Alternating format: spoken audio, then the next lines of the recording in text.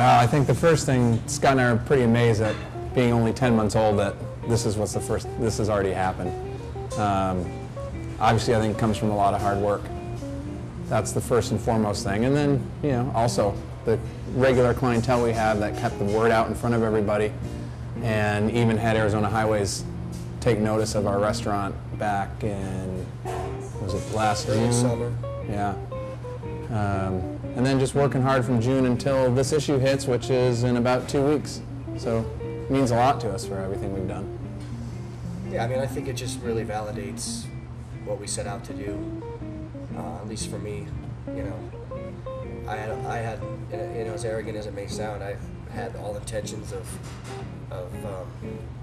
you know, pushing the envelope in Flagstaff, trying to, you know, have recognition like that. I mean, you know, I was telling somebody yesterday, you know, when we come out here, we play to win every day. You know, we're only as good as we were yesterday, so that's the way I see it. So what is American comfort food with the twist? As Basically, Tinderbox? yeah, I would get that a lot.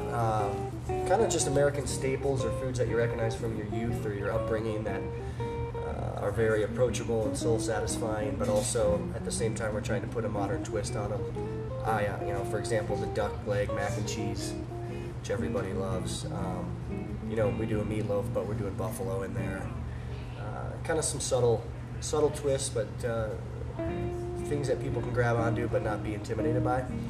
I think that's kind of where the whole restaurant came from as we talked about it. As you look at even the decor we came up with, which was meant to kind of go with Scott's menus. They're very straightforward, very approachable. You won't read a description and ask, what in the heck is that? You're going to know it. It's just going to have some incredible flavor to it for being an otherwise simply described dish. Yeah. So what made you think that this would be successful in Flagstaff? Who knows? Well, I always said, I've said from the get-go, it's Flagstaff. If you just put a consistently good product out there, it doesn't even have to be the best product, but if it's consistently good, then people will come to know that, and that's kind of the key to success.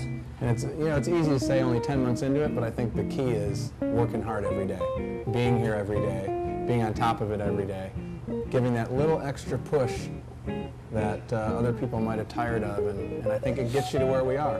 You know, every day we open up with the sense of making people happy and delivering a great product. Yeah, I mean, and obviously our front of the house staff and kitchen staff, that's key. I mean, we're pretty loose around here, but at the same time, when there's a job to do, I say when it's, you know, it's time to work, it's time to work. When it's time to play, it's time to play. And we're pretty darn good at both. So, but you know, there's a job to be done every day, and the key is getting everybody to have that mindset, if only for a few hours each day and night. And it's tough, it's challenging. Yeah, staff's been great though. I mean, if you look at us being 10 months old, the fact that a lot of our original staff is still here in an otherwise transient industry, in an otherwise transient location, I think it speaks volumes to what Scott said. We have fun, but we work hard too. And both of them play into, I think, the staff wanting to stick around. You know, we have a lot of fun with it, but because we work so hard at it, everybody can be successful. Well, it's a sense of pride, and that's what I tell people. I was just telling everybody yesterday when we were doing lineup, you know, first of all, thank you for helping us achieve this, but at the same time, you should be proud.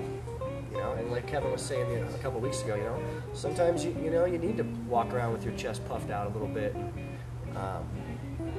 You know, not that you want to be arrogant about stuff, but I mean, there's a fine line between arrogance and confidence. Yeah. So, and maybe we crossed it a little bit, and that's, you know, that's good too once in a while. I mean, nothing feels better than to walk around a dinner service at night and get the compliments that their server was on, you know, that they were friendly to them, that they really knew what they were talking about, or that, you know, they looked back in the kitchen and saw the hard work going on, and they knew that that's what ended up in front of them and why it was so good. And, you know, there is a sense of pride, and that's what we tell everyone when we get the chance with something like this that happens, is look what we've all done, because there's no way Scott and I can do it by ourselves, obviously. So it's truly a team effort, and I think that that's what shows when you come in and eat here. So why South San Francisco? Why did you locate right in downtown Flagstaff? Why did you... You know what I'm going to say. Cheap rent.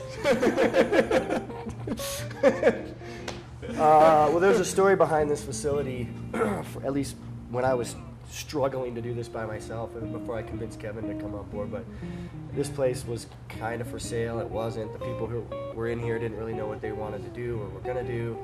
And I sat here, ate once, and I was like, God, I'd love to have my hands on this little facility, you know.